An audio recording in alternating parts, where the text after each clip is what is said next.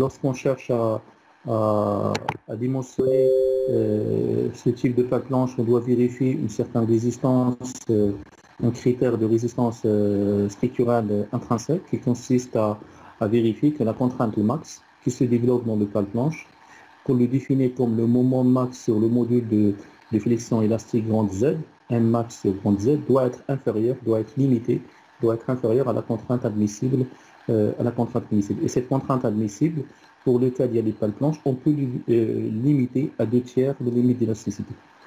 Et puis, on a commencé le dimensionnement des pales blanches. J'avais expliqué que, de point de vue pratique, on a 3 méthodes. La première méthode, c'est la méthode de calcul aux états limites. C'est ce qu'on est en train d'étudier. La deuxième méthode, c'est la méthode au calcul de module de réaction. Et la troisième méthode, c'est la méthode de l'hémophilie. Et puis, j'ai dit, pour des raisons de temps, on va se concentrer principalement sur la première méthode, qui est la méthode au calcul des états limites. Et après, j'ai parlé de différents types de rideaux de pâte blanche. J'ai dit qu'on le classe principalement en deux familles. La première, c'est les rideaux ancrés, qu'on a déjà abordés. Et la deuxième famille, ce qu'on va essayer de faire aujourd'hui, c'est les rideaux encastrés.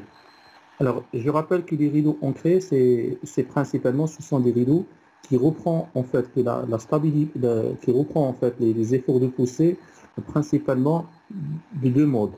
La première, c'est par la réaction de sauce sur la fiche de pâte blanche, et ça c'est d'une part. D'autre part, la stabilité va être assurée par un ou plusieurs tirants d'ancrage qui sont préalablement enterrés dans le sol. Donc là, vous arrivez à me suivre? Allô? Oui, monsieur. Oui, monsieur. D'accord. Donc là, vous avez, s'il vous plaît, faites la figure, vous avez ce que vous avez ici en bleu caractérise en fait le pâte blanche. Et ce que vous avez ici en bleu pointu caractérise, je dirais, la position de pâte blanche lorsque le pâte blanche est mal dimensionné. Dans ce cas-là, le pâte blanche subit une rotation autour du point d'ancrage. Nous, qu'est-ce qu'on cherche? On cherche par exemple à réaliser une excavation sur une hauteur H. H, donc c'est une donnée. Et pour cela, on prévoit de réaliser en fait des rideaux ancrés. Donc on va réaliser un tirant d'ancrage, un point qu'on choisit. Par exemple, on choisit le point B qui se trouve à une hauteur HA qui est donnée. Et donc au point B, on prévoit à réaliser un tirant d'ancrage.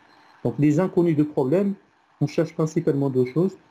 On cherche, première chose, à calculer la fiche de pâte blanche. Et deuxième chose, on cherche à savoir quelle est la force A qui va être reportée par le tirant d'ancrage au point B. Pour cela, j'avais expliqué que la détermination de ces deux inconnus basée principalement sur dans un premier temps, il est basé sur le calcul des diagrammes des contraintes de poussée et de butée qui sont exercées le long de... il faut tracer donc le diagramme de poussée et de butée exercé sur le rideau ancré. Et puis, on traduit en fait ce diagramme en termes de force.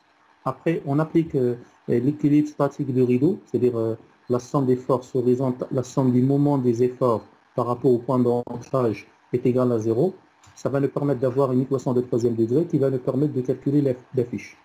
Et puis, pour calculer la force au niveau du tirant d'ancrage, il suffit simplement d'appliquer la deuxième équation d'équilibre qui est la somme des forces horizontales est égale à 0 pour calculer cette force. Donc ça, c'est le principe. Et donc, c'est pourquoi la première chose, il faut tracer donc le diagramme des contraintes de poussée et de butée. Dans le cas d'un monocouche, un sol monocouche, hein, avec la présence uniquement d'un sol pulvérulent, c'est un sol grenu. On a déjà vu ce chapitre numéro 1 que sigma HA, la contrainte horizontale, c'est KA fois sigma prime V. Je suppose que je n'ai pas de la nappe, donc sigma HA c'est KA fois gamma fois Z. Et donc Z est égal à 0 au niveau de la tête, c'est 0. Et Z est égal à H plus F. J'ai un état de contrainte, sigma HA c'est KA fois gamma, facteur de H plus F. Donc le diagramme il est triangulaire et c'est pourquoi vous avez ici en noir ce diagramme de poussée. Le côté aval, on va avoir en fait une réaction de sol. Une réaction de sol par la mobilisation, en fait, par un léger déplacement. Le léger déplacement de pale planche au niveau du pied va engendrer une mobilisation de la butée. Et donc la butée, la tendance en fait de lutter contre le déplacement je dirais contre le renversement de pale planche. Et donc le diagramme de contrainte de butée aussi c'est un diagramme triangulaire parce que sigma HP c'est Kp fois gamma fois Z moins H. Z est égal à H, sigma HP c'est 0, et à Z est égal à H plus F, sigma HP c'est Kp fois gamma fois F. Donc le diagramme il est triangulaire, il est représenté ici en vert. Une fois que je représente en fait mon diagramme de contrainte, de poussée du butée, côté amont et aval, je traduis ce diagramme en termes de force. Donc là, j'ai le diagramme de contrainte de poussée. Je peux je dirais le résumer sur une force FA qui est exercée à un tiers inférieur, c'est-à-dire AH plus F sur 3 par rapport à la tête, et par rapport à la hauteur, toute la hauteur où s'exerce la poussée. Et FP, c'est la force du butée qui est exercée à un tiers inférieur de la hauteur où s'exerce la butée. Donc c'est F sur 3. Une fois que je fais ça, bon, bien sûr, une fois que je fais ça, alors je passe maintenant à une deuxième qu'est-ce que vous avez fait l'affichage maintenant? La deuxième partie. Hypothèse, yeah. D'accord. Donc, une fois que Oui, monsieur. Très bien. Une fois que je calcule mon diagramme de contrainte, alors, je vais chercher à calculer la fiche et l'effort d'ancrage. Bien sûr, notre calcul il est basé sur deux hypothèses. La premièrement, comme j'avais expliqué, on a une rotation de rideau autour du point d'ancrage, donc au point B. Et deuxième chose, ça suppose qu'on va avoir un déplacement suffisant au niveau du pied de pale planche pour avoir cette mobilisation de la butée. Parce qu'on doit prendre en considération la butée. Et donc, pour qu'on arrive à calculer les deux paramètres, la fiche et l'effort d'ancrage, il suffit simplement que j'applique les équations d'équilibre, puisque notre problème, c'est un problème statique. Alors, la première équation d'équilibre, c'est l'équation de moment, la somme des moments des efforts par rapport au point d'ancrage pour se débarrasser de l'effort au niveau du tirant d'ancrage, de la force A. Donc, la somme des moments des efforts par rapport au point B est égale à 0. Je vais avoir en fait FA, la force de poussée. Le bras de levier, alors le bras de levier, si je le calcule par rapport à la tête, j'ai 2 tiers H plus F. Mais moi, je le calcule par rapport le point B. Donc, je dois enlever moins HA. Le moment de FP par rapport à B, je vais avoir FP, 2 tiers F plus H par rapport à la tête. Et si je calcule par rapport au point d'ancrage, je dois enlever moins HA. C'est égal à 0. Et après, je me situe dans les hypothèses simplificatives. Le fait que je suis dans le cas d'un sol grenu. Donc, on peut montrer facilement à partir du premier chapitre, que FA, c'est 1,5 gamma facteur de H plus F au carré. Ça c'est la hauteur où s'exerce la poussée, fois KA. Et FP, c'est 1,5 gamma F au carré, c'est la hauteur où s'exerce la butée, fois KP. En remplaçant l'expression de FA et FP dans l'équation de moment, en développant le calcul, on arrive à trouver une équation de troisième degré, et la résolution de cette équation va me permettre de calculer la fiche. Sachant que H, c'est la hauteur d'excavation, c'est connu. HA, c'est là qu'on décide, c'est la hauteur où on décide d'implanter le tirant d'ancrage par rapport à la surface, donc c'est connu. KA et KP, on utilise la méthode de Rankine. Tangent au carré P sur 4 moins filtrine CO2 et KP c'est 1 sur KA. Si on suppose que le pale planche il est parfaitement lisse, donc pas de frottement entre le sol et le pale planche, mais si on considère en fait que le pale planche il est rugureuse et on a un frottement entre le sol et le pale planche, dans ce cas-là, il faut calculer KA et KP en utilisant la méthode de Coulomb, donc selon les hypothèses. Donc vous constatez qu'on arrive à avoir une équation de troisième degré, et il suffit simplement de résoudre l'équation pour qu'on arrive à déterminer F. Pour calculer la force au niveau du tirant d'ancrage, il suffit simplement d'appliquer la deuxième équation d'équilibre, la somme des forces horizontales est égale à 0, ce qui permet en fait de dire que la force au niveau du tirant d'ancrage c'est FA moins FP. Parce qu'une fois qu'on calcule la fiche, on peut calculer la force de poussée, la force de butée, et du coup on peut calculer, je dirais, la force qui est reporté par le tirant d'ancrage. Alors ça, c'est la méthode. Maintenant, ce qui reste après, c'est un calcul de l'ARDN. Une fois qu'on calcule, qu'on détermine ces deux inconnus, après on rentre le calcul des sollicitations, à calculer les efforts tranchants, le moment fléchissant, et les efforts normaux, les efforts tranchants, le moment fléchissant le long de pales planches en faisant des coupures. Et après, en traçant leur variation, on arrive en fait à déterminer, comme conclusion, on arrive à déterminer quelle est la valeur d'il y a le moment max et quel est le point on va avoir en fait ce moment max. À partir de ce moment max, en utilisant en fait le critère de résistance structurale, on peut déterminer, dans le cas de pale planche, on peut déterminer le type de pale planche, la section de pale planche en se basant sur le catalogue, ou dans le cas des parois mollées, à partir de ce critère de résistance structurale, on détermine l'épaisseur de paroi et en se basant sur gérer le moment max, on peut aussi évaluer, calculer les ferriages le long de parois. Donc ça c'est la méthode je dirais pour la méthode de dimensionnement et pour qu'on arrive à déterminer en fin de compte pour le pale planche la section le type de profil. Reste une dernière chose par rapport à ça, c'est que nos différents calculs ils sont basés sur une hypothèse clé qui est la mobilisation en fait de la butée, en d'autres termes, un déplacement suffisant en fait de pied pour avoir cette mobilisation de la butée. Et c'est pourquoi, dans le calcul, on doit prendre en considération une certaine marge de sécurité. Alors, est-ce que vous avez l'affichage de la 3e page, là où vous avez remarque? Oui. Oui, Monsieur. Donc, c'est bon. Donc là, je rappelle que la sécurité, actuellement, la sécurité, on le prend principalement par deux approches.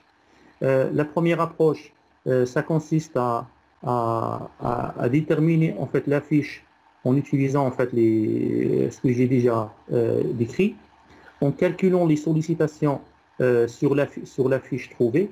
Mais lorsqu'on passe à l'exécution, on va majorer en fait la fiche. Sur chantier, on va majorer la fiche, on va multiplier la valeur de la fiche par la racine de 2 dans le cas d'un sol grenu, on va les multiplier par 2 dans le cas d'un sol fin. Donc ça consiste à majorer a posteriori, c'est-à-dire pendant l'exécution, à majorer en fait la fiche par racine 2 pour un sol grenu ou par 2 pour un sol fin. Mais les sollicitations internes sont calculées sur la fiche limite non majorée.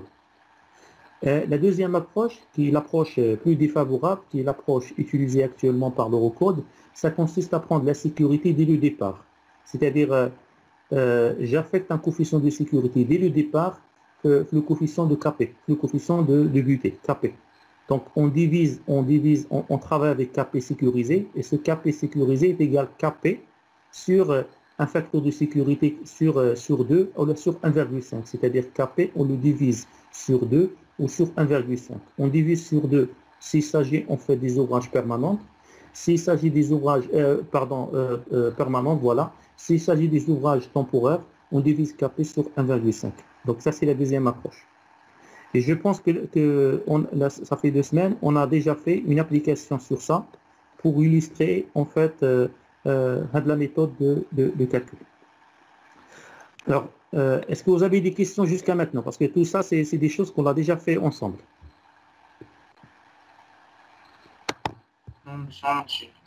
Alors, aujourd'hui, on va passer à deuxième type. C'est ce qu'on appelle les rideaux encastrés. On va essayer de faire une application là-dessus. Qu'est-ce que vous avez fait l'affichage, s'il vous plaît? Oui, monsieur, rideau encastré. Très bien.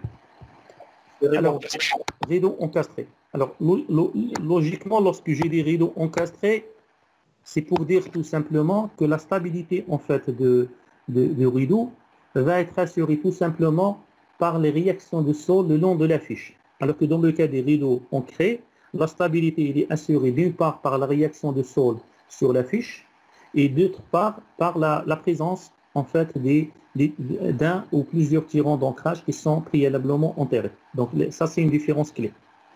La deuxième chose, le comportement des rideaux encastrés, il est différent par rapport aux rideaux ancrés.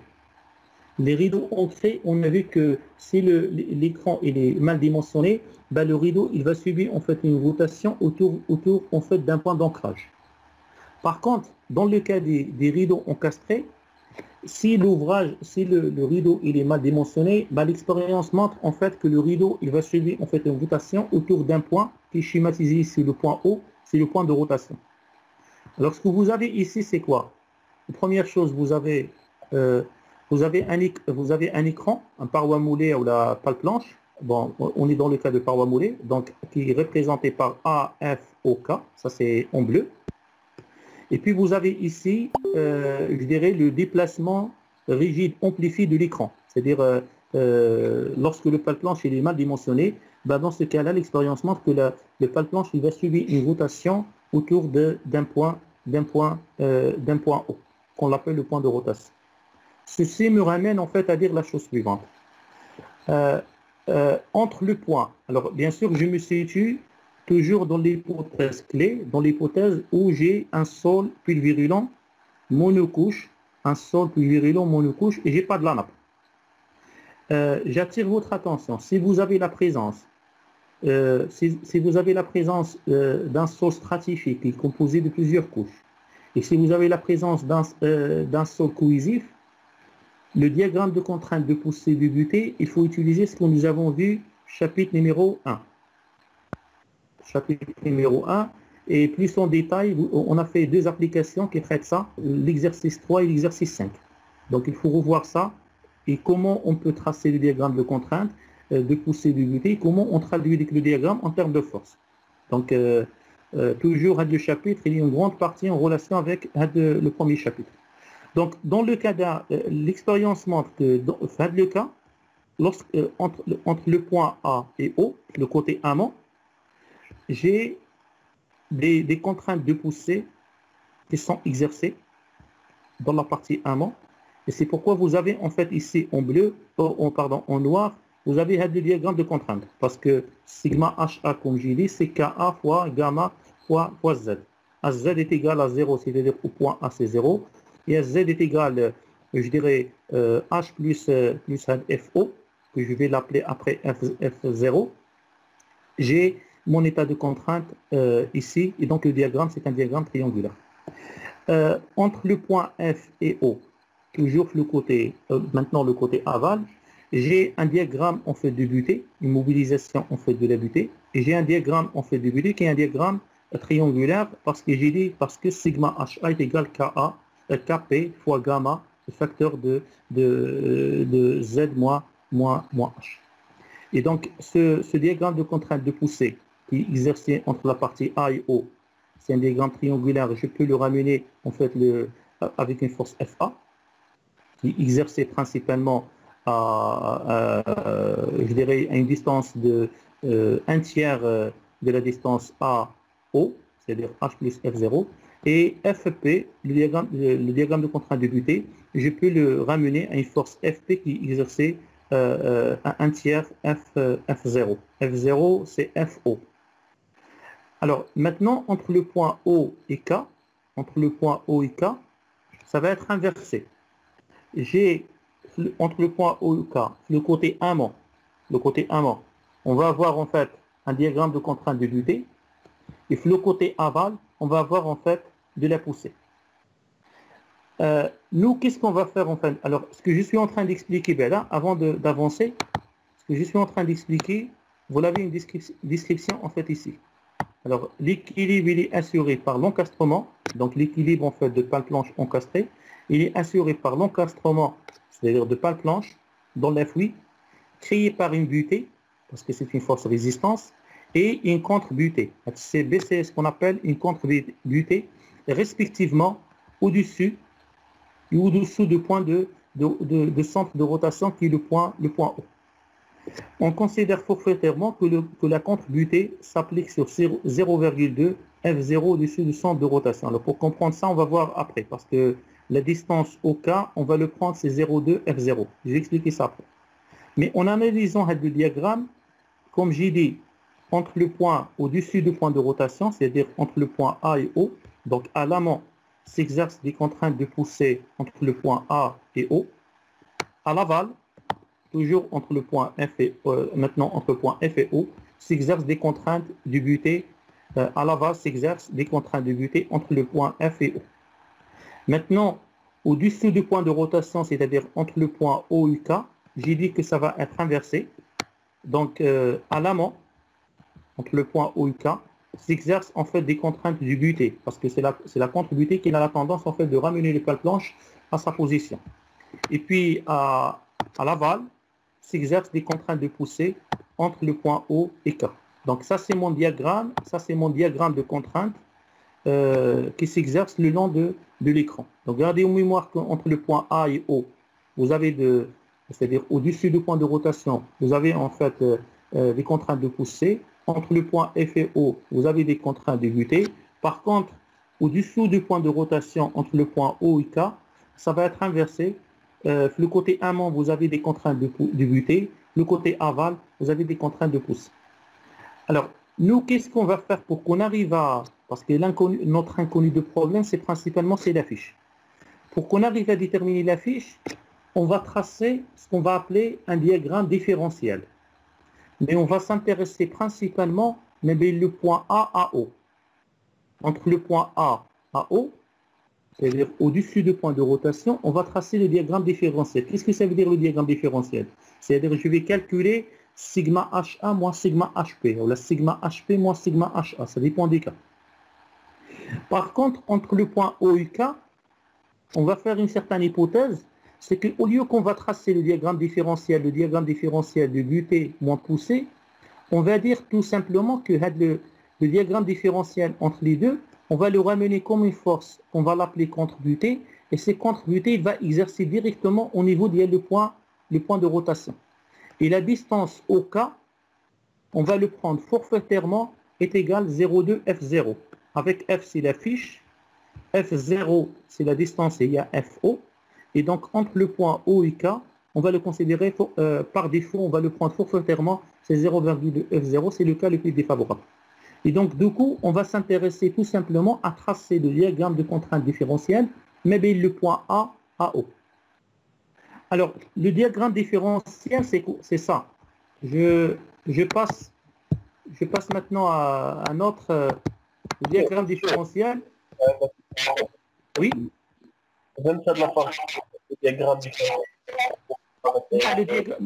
Monsieur, le diagramme différentiel, c'est ce que je vais présenter maintenant. Le diagramme différentiel, je vais présenter maintenant. Qu'est-ce que ça veut dire le diagramme différentiel, monsieur? C'est que il y a la différence entre sigma HA moins sigma HP. Monsieur, entre le point A et O, entre le point A et F, qu'est-ce que vous avez? Le côté amont. Entre A et F. Vous avez que de la poussée. Donc, le diagramme de contrainte, ça va être comme ça. Il faut voir mon curseur sur vous. Ça va être comme ça jusqu'à le point F. Le diagramme de contrainte. Maintenant, entre le point F et O, qu'est-ce que j'ai? J'ai de la poussée et de la butée. Je vais calculer la différence. Si je vais calculer, alors lorsque j'ai dit la différence, logiquement, il existe un point qui se trouve entre le point F et O, où la sigma HA est égal à sigma HP, c'est-à-dire sigma HA moins sigma HP est égal à 0. Ce qu'on appelle le point où la contrainte différentielle est nulle. Et puis au-delà de le point, alors je présente le diagramme, je continue.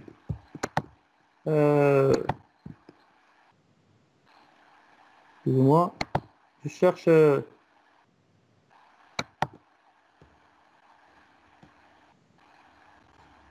c'est...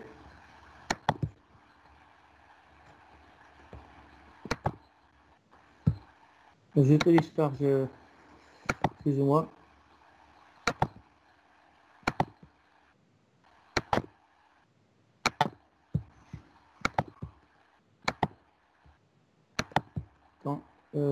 Diagramme différentiel. Ouais, c'est ça.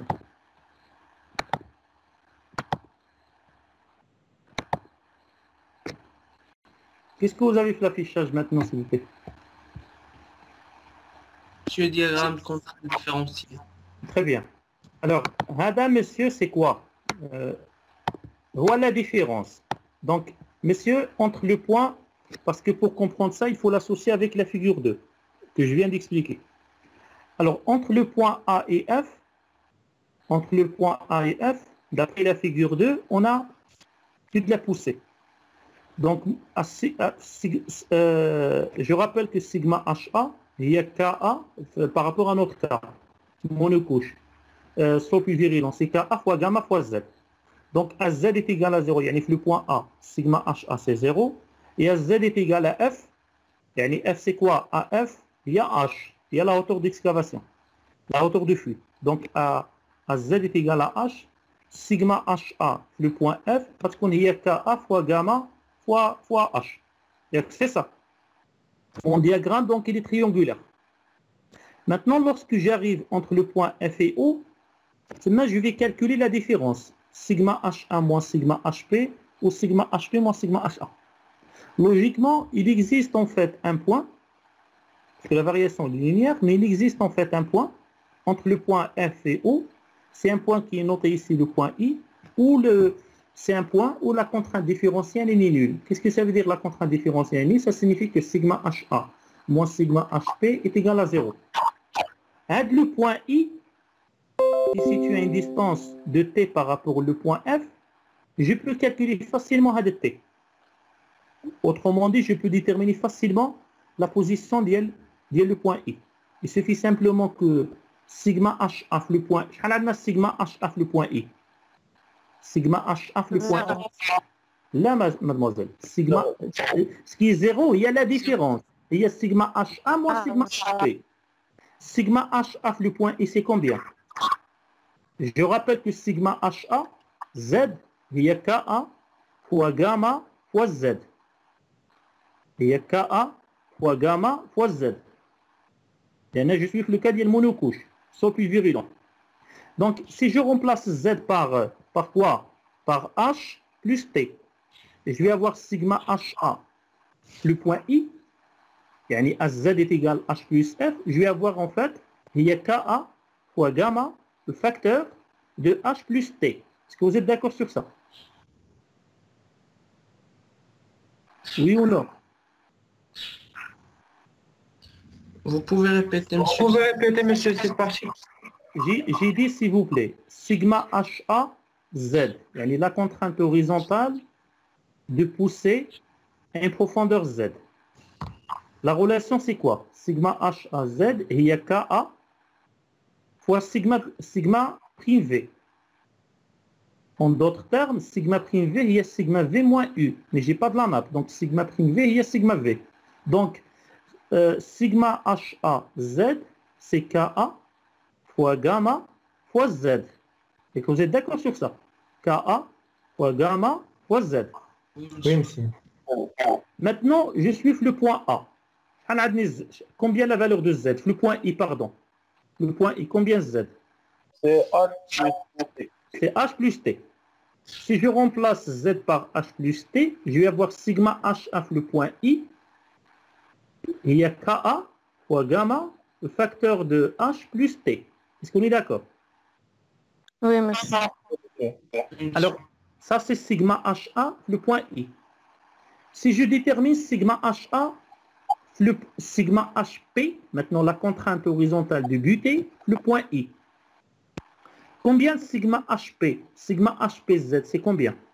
KP, gamma, KP, fois Z moins Z H. plus Là, Z moins H. Ça, c'est la valeur Z moins H. Et on est d'accord. Sigma HP, sigma HPZ, il y a KP fois sigma prime V, sigma prime V, il y a sigma V, ou sigma V, il y a donc gamma fois Z moins H. Donc sigma HP Z, c'est KP fois gamma, facteur de Z moins H. Le point I, combien la valeur de Z? Sachant bien à l'origine, le point A. Il y a H plus T. Remplacer sigma HP, remplacer Z par H plus T. Vous aurez sigma HP, le point I, هي KP fois gamma fois T. Est-ce qu'on est d'accord? Oui, monsieur. حيت الA تمشي مع الA. Voilà. Donc, من بعد, qu'est-ce qu'il faut faire? Il faut le point I, sigma HA. Le point I moins sigma HP. Le point I est égal à 0. Parce qu'on a dit bien le point I, la contrainte différentielle est nulle. Quand tu as sigma HP, le point sigma HA, le point I, moins sigma HP, le point I est égal à 0. Et vous développez, vous aurez une équation de premier degré. Et la résolution de l'équation va vous permettre de calculer la distance T. C'est pourquoi T, ce n'est pas un inconnu. Je peux l'évaluer facilement en calculant la différence. C'est clair. Donc le point I, c'est le point où la contrainte différentielle est nulle. C'est-à-dire que le point I, sigma HA, le point I est égal sigma HP, le point I. Et si je fais sigma HA, le point I, moins sigma HP, le point I est égal à 0, je vais avoir une équation de premier degré et du coup, je vais déterminer la distance T. Donc, c'est pourquoi entre F et I, ce que vous avez en fait ici, roi sigma HP, sigma HA moins HP. Entre le point I et O, je vais avoir en fait sigma HP moins sigma HA. Le diagramme, on peut montrer que c'est un diagramme, toujours c'est un diagramme triangulaire. Et donc, du coup, qu'est-ce que je fais? C'est clair ce que je suis en train de dire, Bella. Je calcule la différence. Ce qu'il faut comprendre, qu'entre le point F et O, je trace le diagramme différentiel. Le diagramme différentiel, où est la différence entre sigma HA ou sigma HP? C'est un diagramme triangulaire. Il existe un point qu'on appelle le point où la contrainte différentielle est nulle. C'est là où la contrainte différentielle est nulle. Donc, entre le point F et I, j'ai poussé moins la butée. Entre le point I et O, j'ai principalement la butée moins la poussée. C'est un diagramme triangulaire. C'est clair. Et du coup, on va faire une application après, monsieur. On va faire une application après pour expliquer plus en détail. La distance T, donc je peux le déterminer. C'est une donnée pour moi. Alors, je note, qu'est-ce que je cherche? Je répète, je cherche à calculer la fiche. T, je peux le déterminer. Je note que la distance IO, on va le noter, il y a F0. En d'autres termes, la distance FO, on peut le noter, il y a F étoile. F étoile, il y a F0 plus T. Alors, le diagramme, le point A, c'est I, le point A, c'est I, ou le diagramme là. Je peux l'assimiler en fait à une force que je vais l'appeler F'A. F'A, c'est-à-dire la force résultante du diagramme AI. C'est la force de poussée différentielle. Entre le point I et O, j'ai une force que je vais l'appeler F'P qui caractérise la force de butée différentielle, la résultante de ce diagramme entre le point I et O.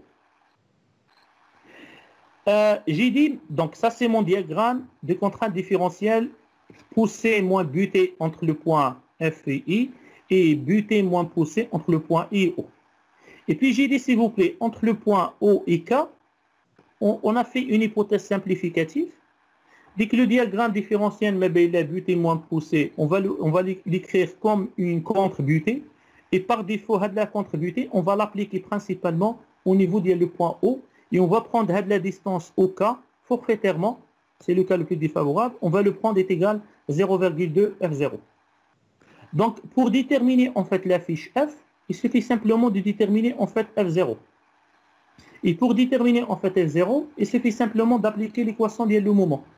Donc là aussi, on est le cas d'un équilibre statique, la somme des forces, la somme des moments des efforts, par rapport, bien sûr, je le calcule par rapport au point de rotation, la somme des moments des efforts par rapport à O est égale à 0. Je vais avoir le moment de F'A par rapport à O, plus le moment de F'P par rapport à O, plus le moment de contre-butée par rapport à O qui s'annule. Et en développant le calcul, j'arrive en fait à avoir une équation de troisième degré qui va dépendre en fait de F0. Et à partir de F0, à partir de cette équation, je peux déterminer F0. Dès que je trouve F0, je peux donc calculer la fiche. Et puis après, calculer la contre-butée, il suffit simplement d'appliquer la deuxième équation d'équilibre, c'est la somme des forces horizontales est égale à 0.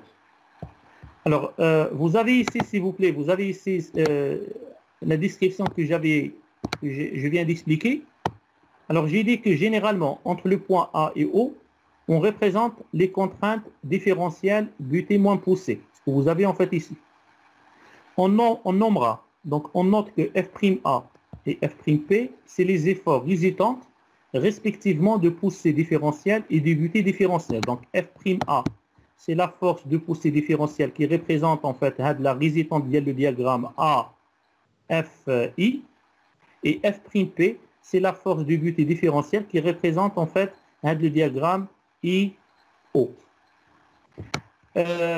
On appelle la contrainte de contre-butée, donc là il faut voir la figure, il faut associer avec la figure 2, sur le point O, entre le point O et K, les contraintes différentielles entre butée et poussée, on fait très généralement deux simplifications de calcul. La première, la répartition des contraintes de contre-butée et trapézoïdale, c'est ce qu'on a vu auparavant, la figure 2.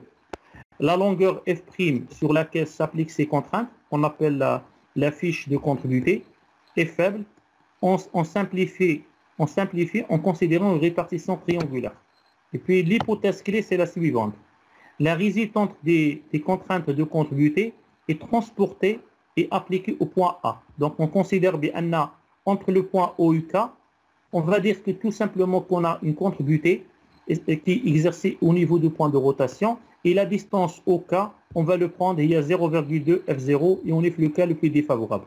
Donc c'est pourquoi lorsque je trace le diagramme de contrainte différentielle poussée moins butée, je m'intéresse mais le point A à O.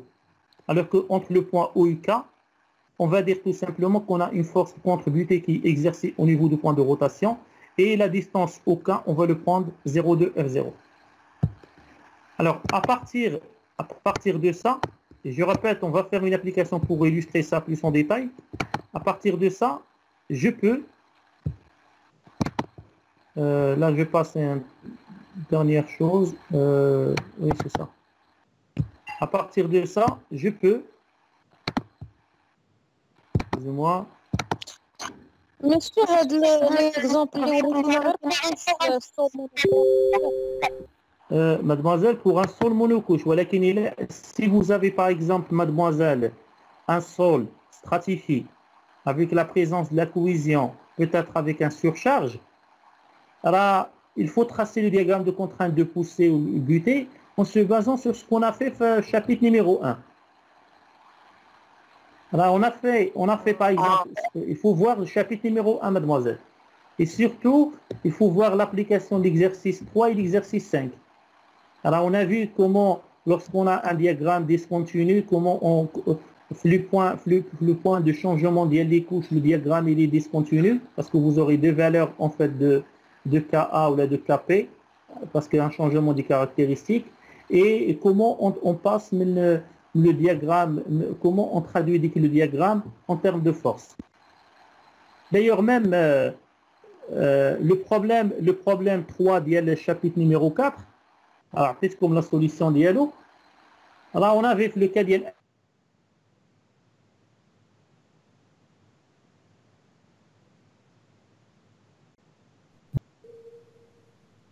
La contre-butée, il suffit simplement que j'applique la deuxième équation d'équilibre, c'est l'équation des forces horizontales, la somme des forces horizontales est égale à 0, et de là je peux calculer la contre-butée. Une fois que je détermine F0 et contre-butée, après, en appliquant en fait ce que vous avez appris l'ARDM, en calculant les sollicitations le long de le pale planche, les efforts tranchants, le moment fléchissant et les efforts normaux, les efforts tranchants, le moment fléchissant, on arrive en fait à tracer leurs variations et on arrive à déterminer, je dirais, la valeur du moment max et quel point on a le moment max. Et puis à partir de critères de résistance structurelle, on peut déterminer le module de pale planche, c'est-à-dire le module de flexion élastique, et du coup on peut déterminer l'épaisseur, la section de pale planche. Donc exactement comme on l'a fait le cas d'IAL, le vidéo, on crée l'application numéro 1. Alors, s'il vous plaît, pour qu'on arrive à comprendre le diagramme différentiel, etc., ce que je vous propose, on va essayer de faire une application. Et sur la plateforme, alors vous allez, s'il vous plaît, vous allez la plateforme, là vous avez activité, vous cliquez sur activité à gauche, et puis vous cliquez sur fichier, vous trouvez un fichier qui s'appelle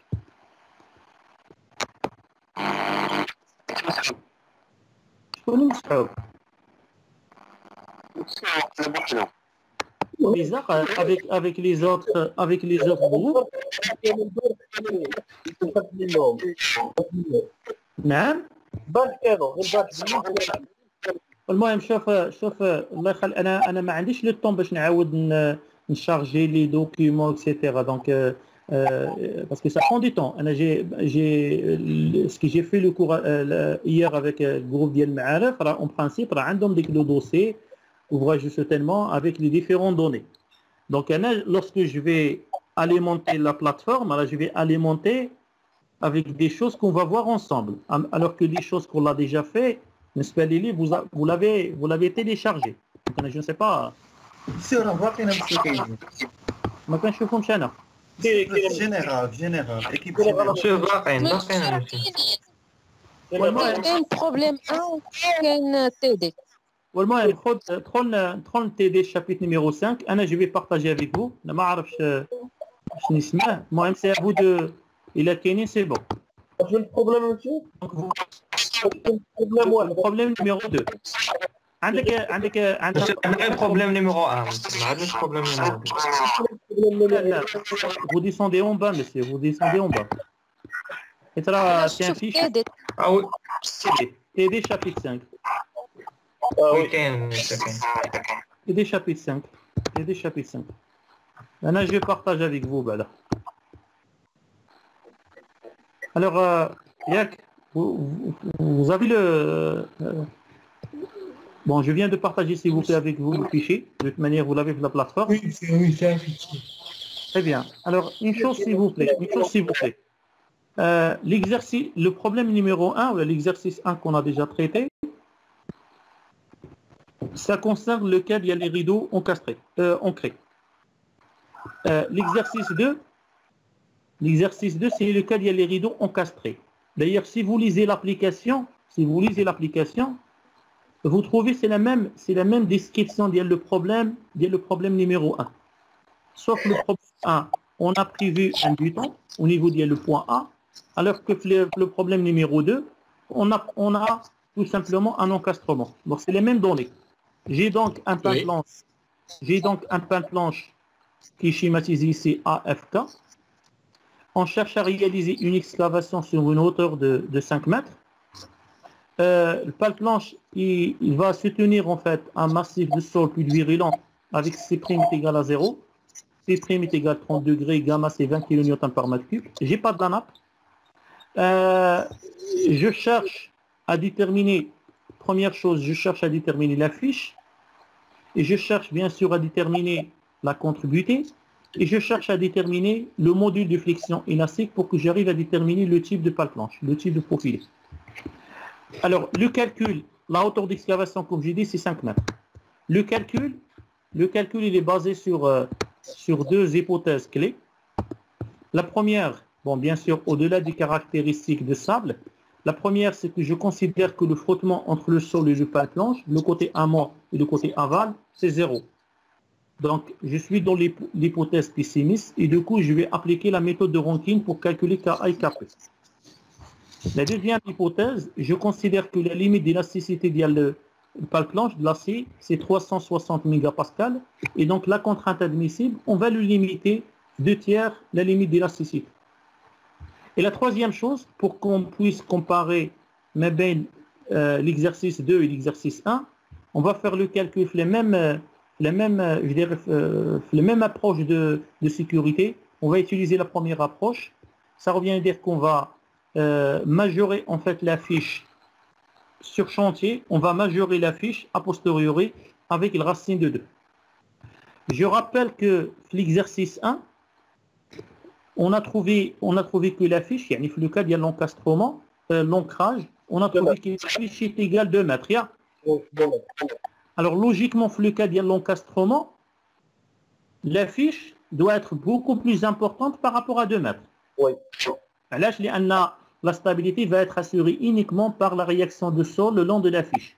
Alors que dans le cas de l'encastrement, on fait, travailler en fait les tirants d'ancrage. Donc c'est ça. Oui, monsieur. La valeur de l'affiche, on va trouver une valeur qui est beaucoup plus importante. Ça, c'est la première chose. La deuxième chose, s'il vous plaît, qui est des choses, le dimensionnement, pour qu'on arrive à déterminer l'affiche, ça c'est la première chose. Le dimensionnement, pour qu'on arrive à faire ça, la première étape de calcul, c'est quoi? Moi, je dois tracer le diagramme de contrainte de poussée et de butée. Et maintenant, je dois tracer mon diagramme de contrainte de poussée et de butée le long de la fiche. En d'autres termes, là, on est dans le cas d'un monocouche. On est dans le cas d'un monocouche. Mon diagramme de contrainte de poussée et de butée, là, on l'a déjà fait. Le diagramme. Le cas est-ce que vous arrivez à voir de la figure? Le cas le monocouche, le diagramme, ça va être comme ça. Mais bien, entre le point, je répète, entre le point A et O, je vais avoir un diagramme de contrainte de poussée. Entre le point F et O, côté aval, j'ai un diagramme de butée. On met bien le point O et K. On ne va pas s'intéresser à le diagramme qui est représenté en vert. On va dire directement qu'on a une contre-butée qui est exercée au point O.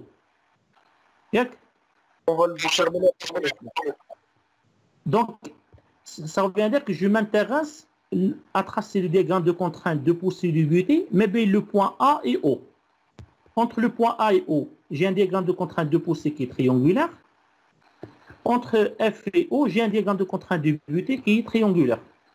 Et entre le point O et K, on va dire qu'uniquement on a un contre-butée qui est exercé au point O et la distance au K, il y a 0,2 F0. C'est ce que j'explique. Alors, le diagramme de contrainte, mais le point A et O, exercé le long de le point A et O, que ce soit de poussée ou de butée, on l'a déjà fait, s'il vous plaît. On a déjà tracé l'exercice 1.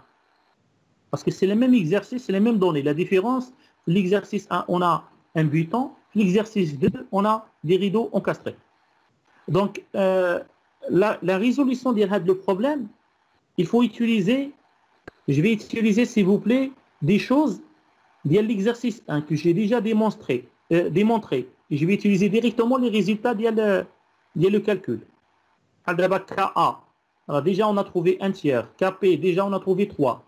Sigma HA, Z, là on a déjà trouvé que c'est KA fois gamma fois Z.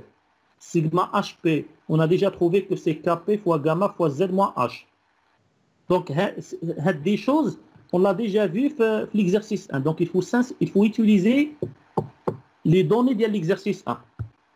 Les résultats de l'exercice 1.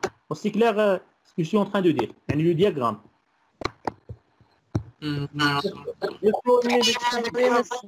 Parce que c'est les mêmes données, c'est les mêmes configurations, etc. Ouais, c'est clair ce que je suis en train de dire. Alors, c'est pourquoi je dis ça. Qu'est-ce que vous avez fait le partage, s'il vous plaît?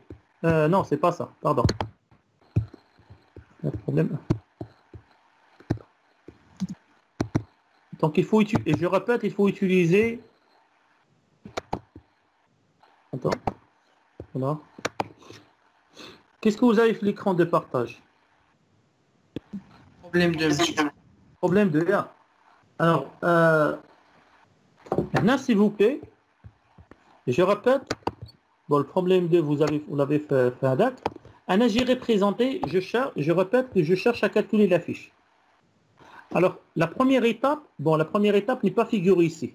La première étape, comme j'ai dit, il faut tracer le diagramme de contrainte de poussée et de butée. Donc là, je répète, on a déjà fait l'exercice 1. L'exercice 1, on a tracé le point A à O. On a tracé le diagramme de contrainte de poussée qui est triangulaire.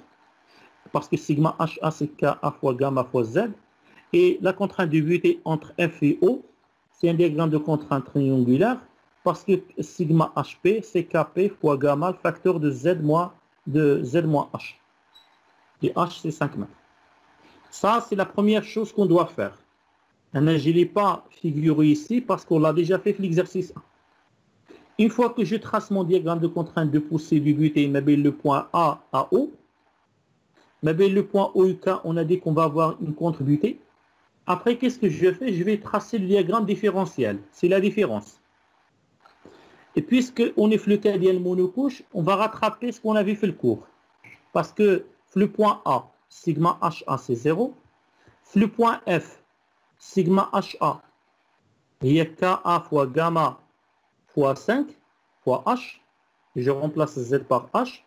Je vais avoir IKA, il y a 1 tiers, parce qu'on a déjà vu l'exercice 1. Vous aurez donc 20 sur 3 fois 5. 20, Ka c'est 1 tiers, gamma c'est 20 et H c'est 5. Parce que j'ai dit que sigma HA c'est Ka fois gamma fois Z.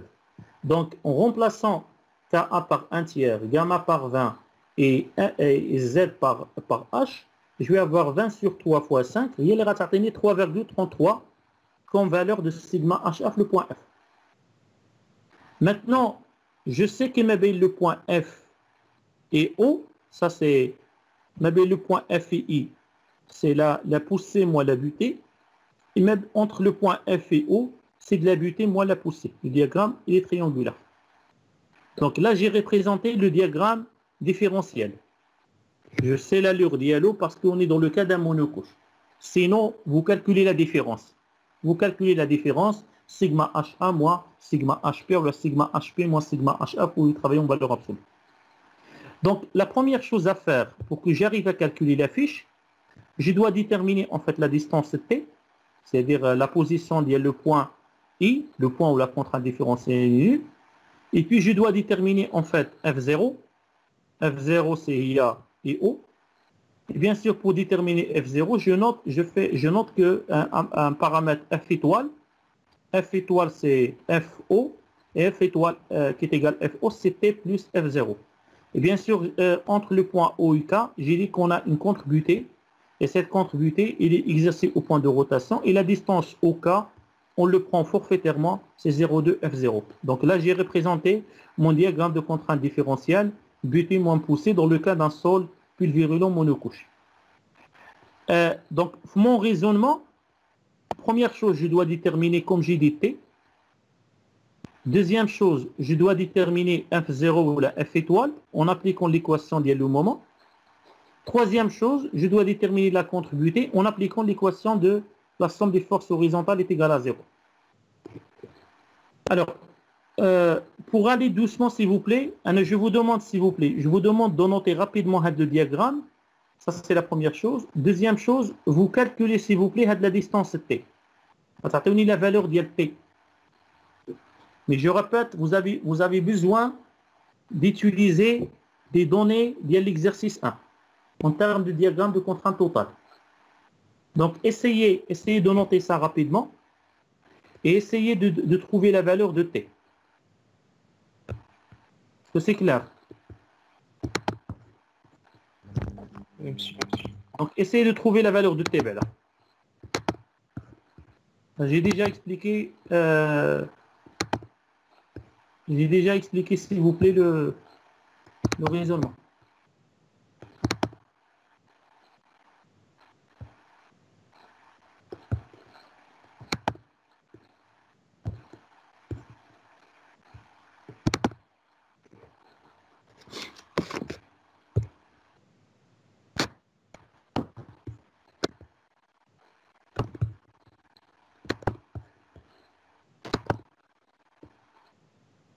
Donc, si quelqu'un me donne la valeur de T. Alors, en temps, je vais faire centre. Je fais rapidement, s'il vous plaît, là.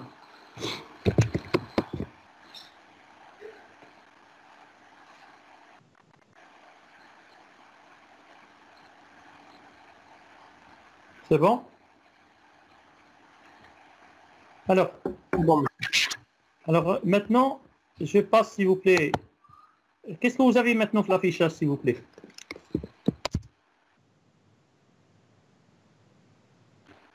Qu'est-ce que vous avez s'il vous plaît fait? Est-ce que vous avez là un fichier qui s'appelle détermination de TA? Vous l'avez? Oui. Alors, là, s'il vous plaît, j'agrandis ça. D'après la figure 1, vous avez noté que sigma HF, le point F est égal à... Monsieur, Oui, mademoiselle. monsieur, خرجت لي 0,625. Yalik, mademoiselle, Yalik. Très bien. C'est la même chose. Ah, c'est ça, c'est très bien. Alors, je rappelle s'il vous plaît que sigma HF, le point F, sigma HF, le point F, il y a Ka fois gamma fois H. Alors, pour comprendre ça, il faut revoir l'exercice 1. J'ai remplacé Z par H. Et on a trouvé que Ka, c'est un tiers. Donc, vous aurez sigma HF, le point F, il y a 20 sur 3 fois 5. Ça donne 33,3 kPa. Donc, entre le point A et F, le diagramme il est triangulaire. Z est égal à 0, et le point A c'est 0. Z est égal à H, et le point F, on a 33,3. Maintenant, entre le point F et I, le diagramme il est triangulaire. Je vais calculer la poussée moins la butée, mais je sais que le diagramme différentiel, il va s'annuler sur le point I. Et donc, pour déterminer en fait ZI, il suffit, le point où la contrainte différentielle est nulle, il suffit simplement que je calcule la différence, sigma HA, le point I, moins sigma HB, le point I est égal à 0. Je sais que sigma HF, le point I, et il y a KA fois sigma V, et il y a la réalité des choses fois sigma prime V. Mais puisque je n'ai pas de la nappe, sigma prime V, il y a sigma V, parce que la pression interstitielle, c'est nul. La contrainte effective, c'est la contrainte totale moins la pression interstitielle. Donc, sigma HF, le point I, c'est Ka fois sigma V, le point I, le côté amont.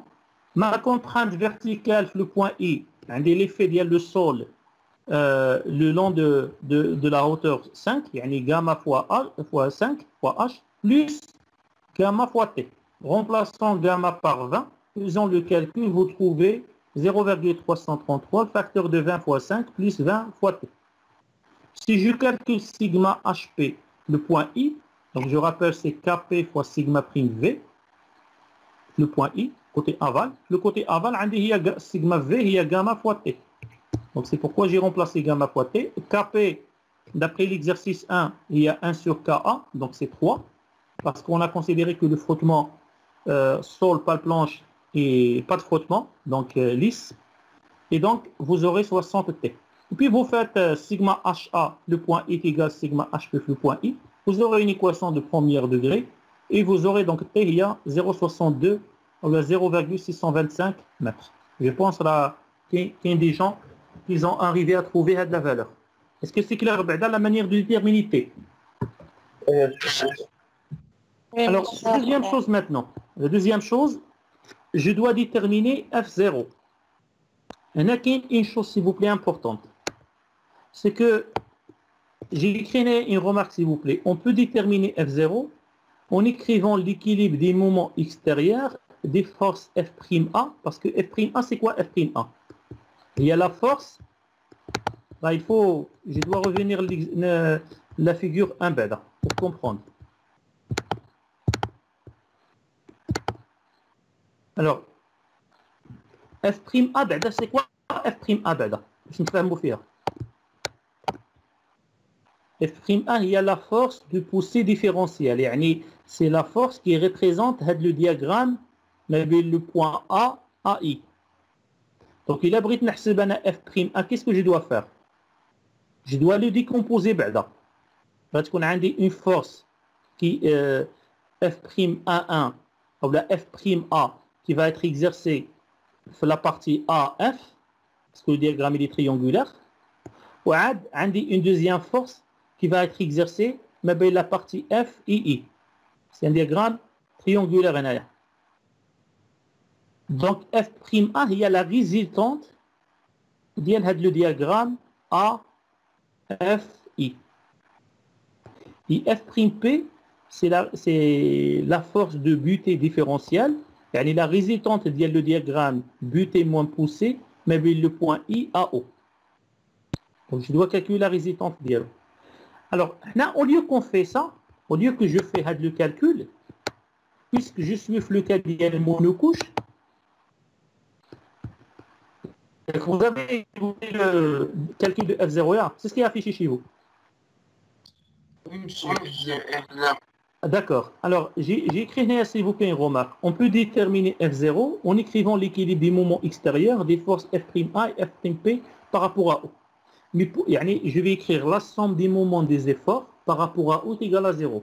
C'est le moment de F'A par rapport à O plus le moment de F'P est égal à 0. F'P par rapport à O est égal à 0.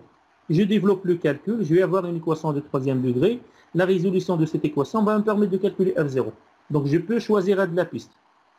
Mais puisqu'on est dans le cas d'un monocouche, il est plus rapide, c'est plus simple, c'est plus rapide, que je raisonne en fait sur le diagramme de contrainte totale qu'on l'a déjà traité pour l'exercice 1. Et c'est pourquoi, Anna, au lieu que je raisonne sur le diagramme différentiel, je vais raisonner sur le diagramme total. Je rappelle, le diagramme, on l'a déjà traité pour l'exercice 1. Mais le point A à O, j'ai un diagramme de contrainte de poussée que je peux l'assimiler en fait à une force FA qui est exercée à 5 plus F étoile sur 3, parce que j'ai dit que F étoile, il y a AO, qui est égal F0 plus T. Et entre le point F et O, j'ai un diagramme de contrainte de butée, et je peux l'assimiler à une force FP qui est exercée à un tiers inférieur, c'est F' étoile sur 3. Et bien sûr, au niveau du point O, j'ai un contre buté. Donc, bref, au lieu que je raisonne sur le diagramme de la figure 1, qui est le diagramme de contrainte différentielle, pour calculer F0, voilà, pour calculer F étoile, je peux raisonner directement sur le diagramme total, parce que c'est plus simple. J'ai la valeur de l'expression de FA et de FP, facilement je le calcule. Alors que le diagramme différentiel, je suis obligé de trouver l'expression de F'A et de trouver l'expression de F'P. Et c'est pourquoi j'ai fait un raisonnement sur le diagramme total de poussée de butée. C'est clair, le point, s'il vous plaît. Et je répète, vous avez deux possibilités. Soit vous travaillez sur la figure 1, il y a le diagramme de contrainte différentielle. Vous appliquez l'équation du moment, mais cette fois-ci, il faut trouver l'expression de F'A et F'P. Ou soit, vous travaillez sur le diagramme de contrainte totale, c'est plus simple, parce qu'on sait d'avance les expressions de FA et FP, à partir de l'exercice 1 qu'on l'a fait. Du coup, si je raisonne sur la figure 2, j'applique l'équation de moment. C'est le moment de FA par rapport à O, plus le moment de FP par rapport à O. Par rapport à O, c'est ça. Le moment de FA par rapport à O, je vais avoir, il y a FA fois le bras de levier, ou à 5 plus F étoile sur 3. Et le moment de FP par rapport à O, je vais avoir en fait FP fois F étoile sur 3. Et je remplace l'expression de FA. Parce que FA, c'est quoi? Il y a 1 demi gamma fois 1 demi gamma fois KA fois H, entre parenthèses, H plus F étoile sur 2. Et la hauteur où s'exerce la poussée. Et FP, c'est 1 demi KP fois gamma fois la hauteur où s'exerce la butée, c'est F étoile au carré. Je remplace l'expression de FA et FP en fonction de F étoile. Je trouve donc l'équation de troisième degré qui est schématisée ici. C'est où ça?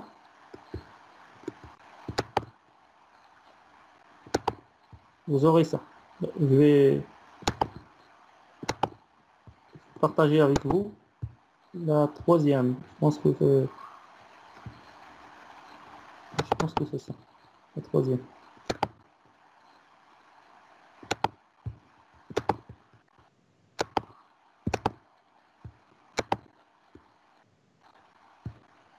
Est-ce que vous avez fait l'affichage, s'il vous plaît?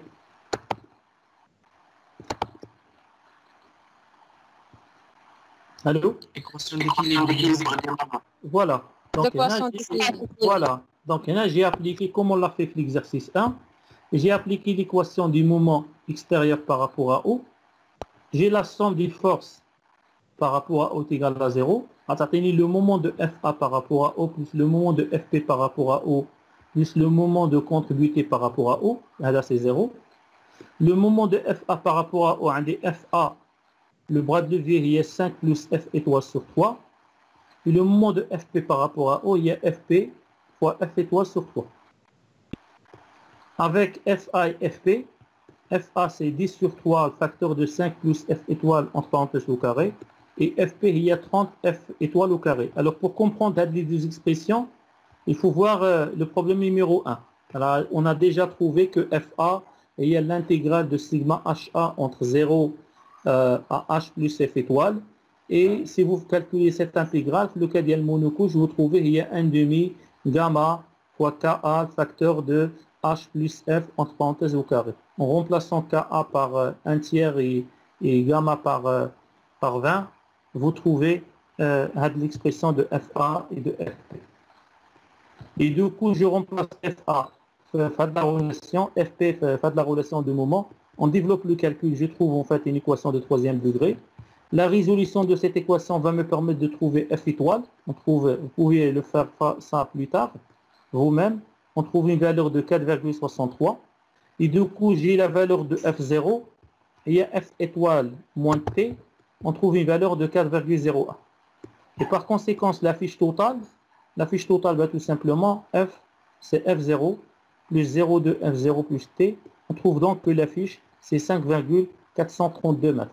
Alors que fait le cas, il y a l'ancrage, on a trouvé la fiche, c'est 2 mètres. Donc c'est pourquoi utiliser en fait un rideau encastré, ancré, ça permet en fait de réduire en fait la fiche, parce que le cas il y a l'encastrement, la fiche il est beaucoup plus importante. Donc, et puis pour calculer la contre-butée, il suffit simplement que j'applique en fait, je dirais la deuxième équation d'équilibre. La somme des forces horizontales est égale à 0. La somme des forces horizontales est égale à 0. Et donc, du coup, j'ai la contre-butée, c'est FP moins FA. En remplaçant la relation de FA et FP, en remplaçant F étoile par sa valeur, on trouve donc que la contre-butée, c'est 334 kN par mètre. Et du coup, j'arrive en fait à représenter en fait la figure 3, où vous avez en fait le synthèse des calculs. Entre le point A et O, j'ai un diagramme de contrainte de poussée qui schématise ici en rouge. Le point A, la contrainte c'est 0. Le point O, ma contrainte c'est 64,2. Et le côté aval, j'ai un diagramme de butée entre le point F et O. Le point F c'est 0. Le point O c'est 277,8.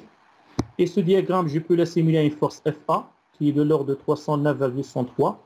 Et FP qui est de l'ordre de 643,109 avec une contre-butée exercée au point O, c'est 334. Et puis, la fiche F0 ou la F étoile, c'est 4,63 et la distance au K, c'est 0,820, c'est-à-dire que la fiche totale, c'est 5,432. Donc, vous constatez qu'on arrive à évaluer en fait les deux inconnus liés le problème, la fiche et la contre-butée, en se basant sur les équations d'équilibre, en traçant le diagramme de contrainte différentielle butée moins poussée, en traçant bien sûr le diagramme de contrainte totale, en raisonnant soit sur le diagramme de contrainte différentielle, soit sur le diagramme de contrainte totale, on arrive à calculer la fiche et on arrive à calculer la contre-butée. Est-ce que c'est clair, s'il vous plaît, la démarche? Oui, Alors, s'il vous plaît, pour qu'on arrive à... Alors, tout ça, ce qui nous intéresse. Après, ce qu'on va faire, c'est le calcul des sollicitations. Alors, donc, Thomas, vous notez que la chose suivante, dès que la figure 1 que vous avez déjà notée, vous notez tout simplement, vous notez que T est égal 0, je vais donner la valeur de T. 0,62. Vous notez F0, il y a 4,01. À remplacer, dès que la figure 1, on va noter les valeurs. Et vous aurez le détail que je vais partager avec vous. Donc, vous notez T, il y a 0,62. Vous notez F0, il y a 4,01. Vous notez F0, il y a 4,01. Vous notez F étoile, il y a 4,63. Vous notez F, il y a 5,423. Vous notez la distance OK. La distance OK, il y a 0,802. يعني 0,2 F0 il y a 0,802. Et puis vous notez la valeur de la contributée, il y a 334 kN par mètre. La valeur de la contributée, il y a 334 kN par mètre.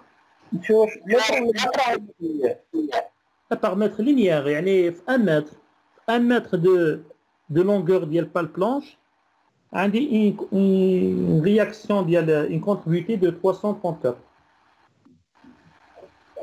Parce qu'on dit par mètre, il y a 1 mètre linéaire de pale planche.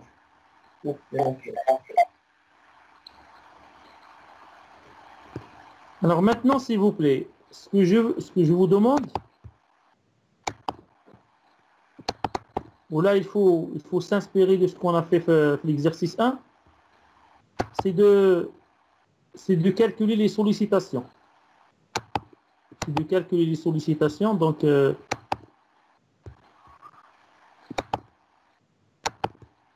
alors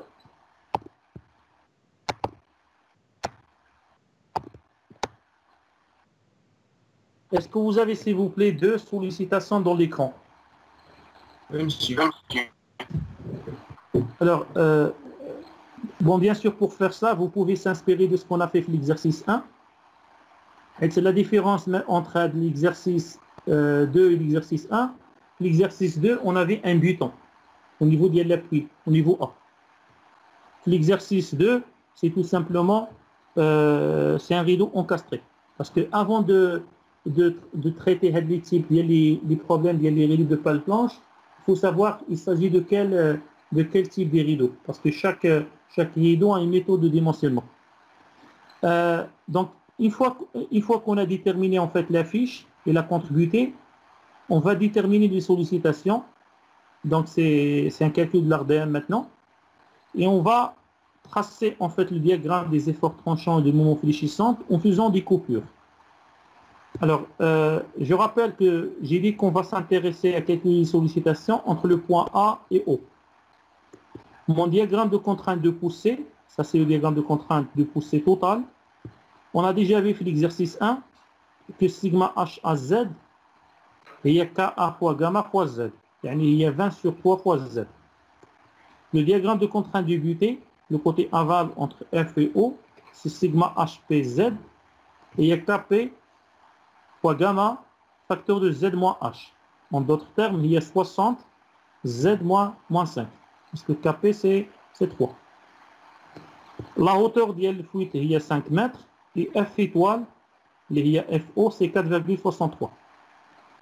Et puis la contributée, c'est 334 kN par mètre. Donc, est-ce que je vous demande, vous déterminez les sollicitations. Donc, il faut déterminer les sollicitations, les efforts tranchants, le moment fléchissant.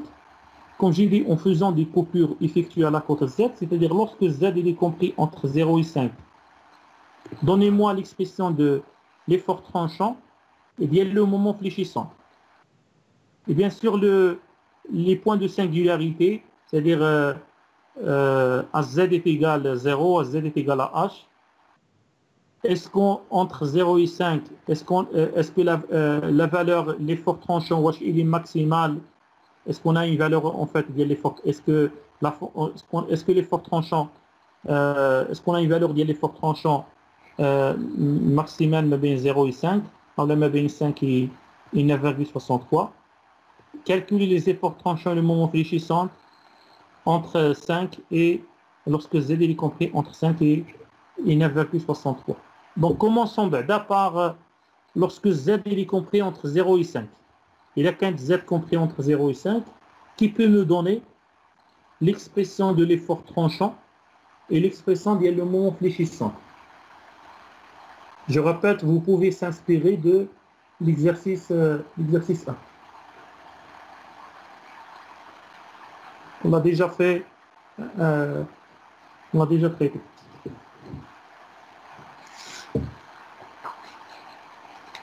Donc, je vous donne 2 minutes. Donnez-moi l'expression de l'effort tranchant. Il y a le moment fléchissant lorsque Z est compris entre 0 et 5. Et vous, vous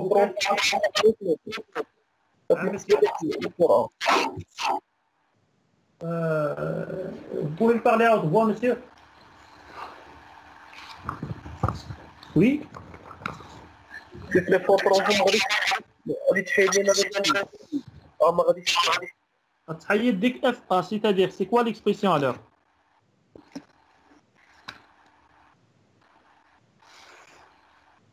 Voilà, appelle l'expression.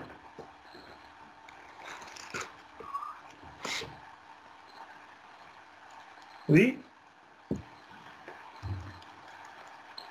إذا تحيدت اف ا qu'est-ce qu'il reste alors?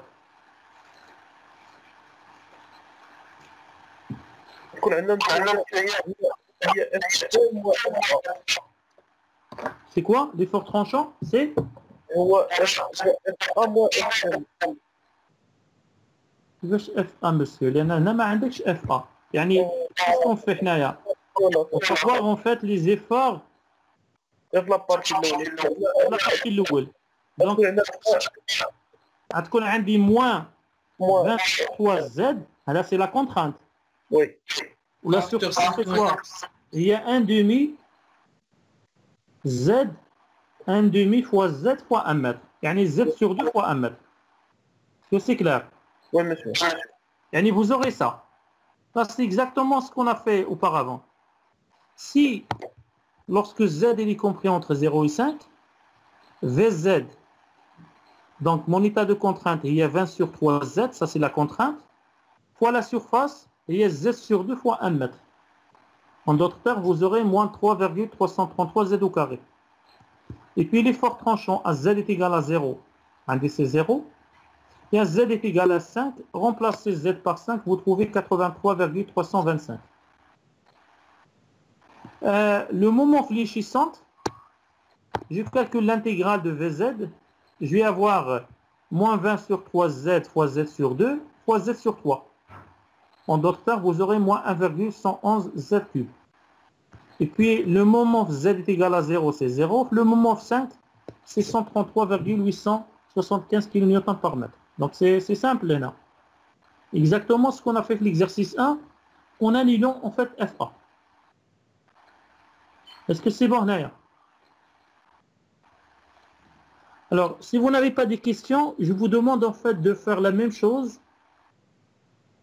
lorsque Z il est compris entre 5 et 9,63. Bon, bien sûr, il faut déterminer la valeur de l'effort tranchant maximal, la valeur de le moment max, etc. Donc, déterminer l'effort tranchant, le moment fléchissant, lorsque Z est compris entre 5 et 9,63.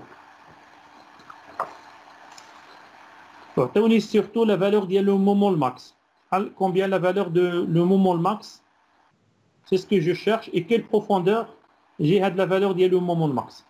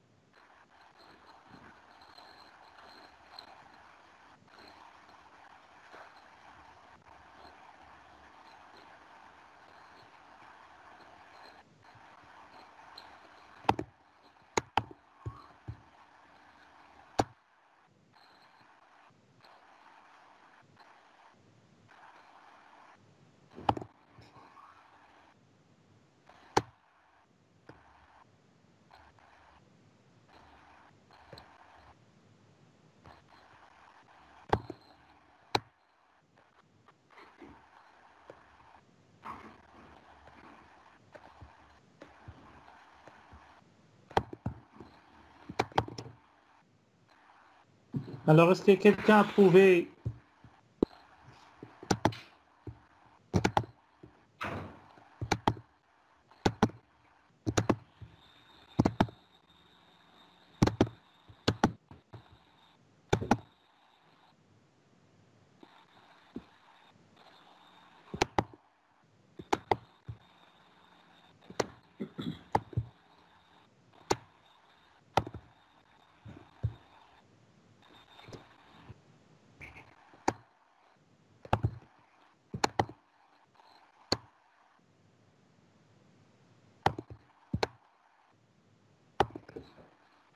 Non, s'il vous plaît, est-ce que quelqu'un a trouvé l'expression de l'effort tranchant lorsque Z est compris entre 5 et 9,63? Qui peut nous donner l'expression?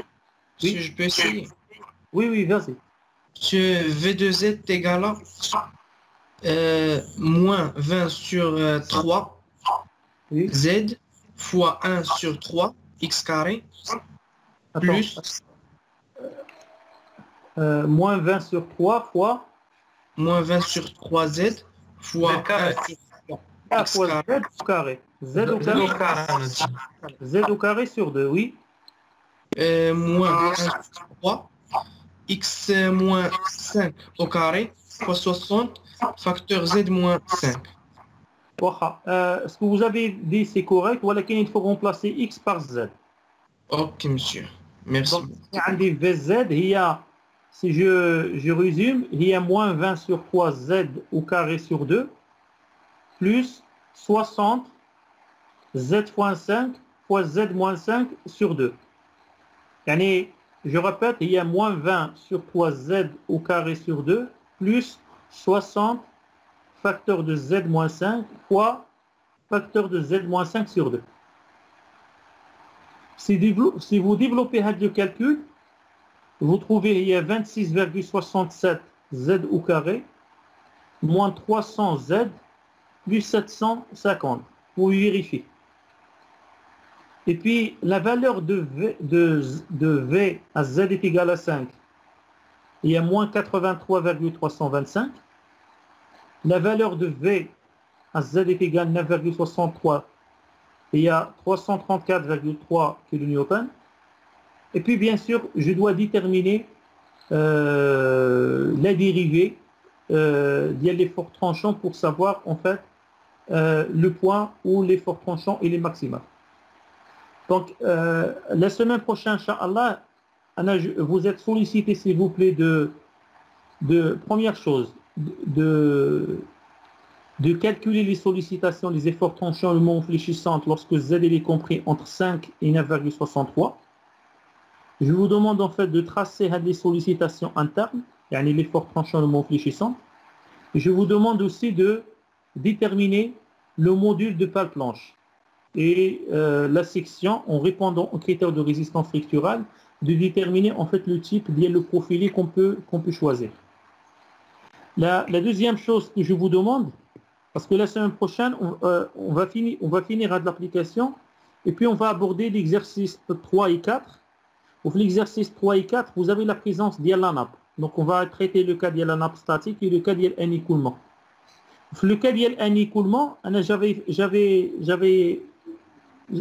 j'avais partagé avec vous un document, un complément de cours qui traite en fait le cas de l'écoulement. Donc c'est les 3 dernières pages avec le complément de cours. Vous êtes sollicité en fait de le voir. Donc je vous recommande en fait de lire au moins les 3 pages pour qu'on puisse faire les 2 applications qui nous restent. Donc voilà. Donc on se retrouve la semaine prochaine, Inch'Allah. Et j'espère que la séance ça a été bénéfique pour vous. Merci, monsieur. J'arrête. Merci, monsieur.